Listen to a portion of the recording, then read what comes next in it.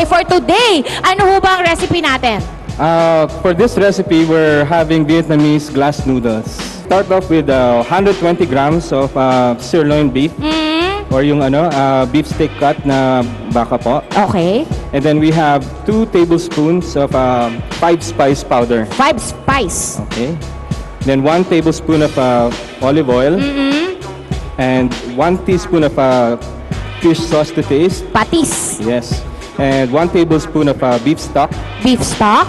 And lemongrass. Lemongrass. About just a pinch of it para pampalasa. Okay. Okay. Eh, ito hong ating mga sibuyas at kalamansi. As usual, medyo ito yung pampaganda natin ng topping, ang Siyempre. ating topping at saka kalamansi.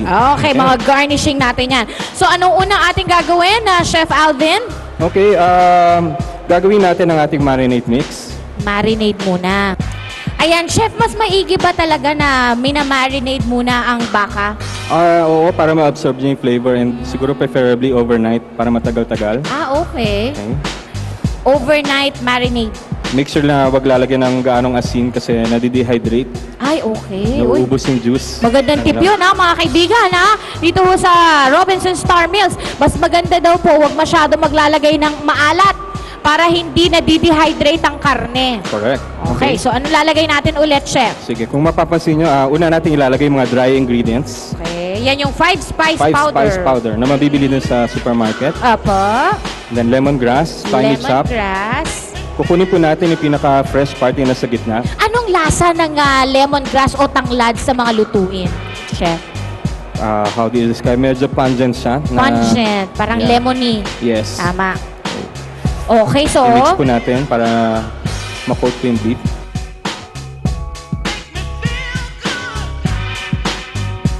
So, ano binili ko susunod po ito natin, kanina. Chef? Sunod natin ang mga wet ingredients. Ay, ano yung Yeah. nilagay mo? Patis. Patis. And then beef stock, Beef stock. 1 tablespoon. Okay, so na-marinate na po natin Overnight. ang ating beef, sirloin na manipis ang pagsaslice. Okay. Anong gagawin natin susunod, Chef? Medyo ipapan-sear natin siya using a little bit of oil. Ay, okay. Oh, Be sure na makukot ng buo ang ating kawali para evenly cook. So, lalagay na natin yan. okay. Iba amoy ng 5 spice, ano? Medyo po. So, ayan na. Sarap! Make sure na i-spread yung beef para even ang cooking na hindi medyo mapula-pula. Okay. At medyo ang Pilipino medyo pihikan sa pagkain ng beef. Pag may nakita nila medyo madugo, medyo na sila, nawawala ng gana. Okay. At saka mas lalaki yung yung beef, Yes. 'di ba? Kung nakalapat siya talaga sa kawali. Sarap. Okay. Alam niyo mga kaibigan, imagine niyo kung halimbawa mas manipis pa ang pagsaslice ng beef na ito, medyo magkukulot-kulot siya. Ang cute na ilalagay sa sa serving dish. Oo. Okay. Or parang sukiyaki. Nice. Siguro for this recipe around 2 minutes. 2 minutes ang Cooking time pagluto. each side. Okay.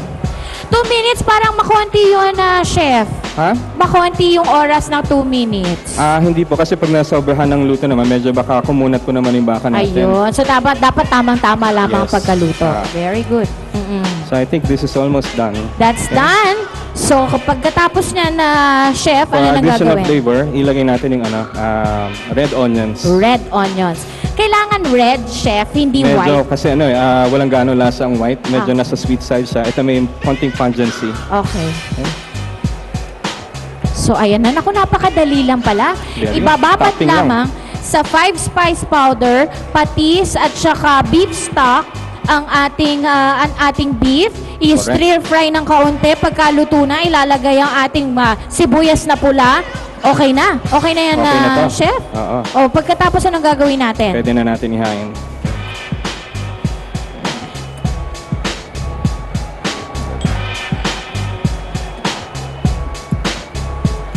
Siguro ilalagay na sa ibabaw ng Ipatong na lang ating natin. Komea 3 Cubihon. Wow, kakaiba ito Napakadali mga kaibigan. Ganun lang. Pagkatapos yun na, mamaya makikita natin ang lasa. syempre, hindi lang maganda sa paningin yan dapat, chef. Oo. Masarap din sa panlasa. May 2 versions pala ang Vietnamese glass noodles. Okay. Ang dry saka yung soup version. Na kung gusto niyo maging soup to, ang gawin niyo lang po, idagdagan niyo lang po yung beef stock na ingredient natin. Siguro gawin yung 1 cup. Okay. And pwede niyo din pakulaan yung noodles and add na lang yung toppings last.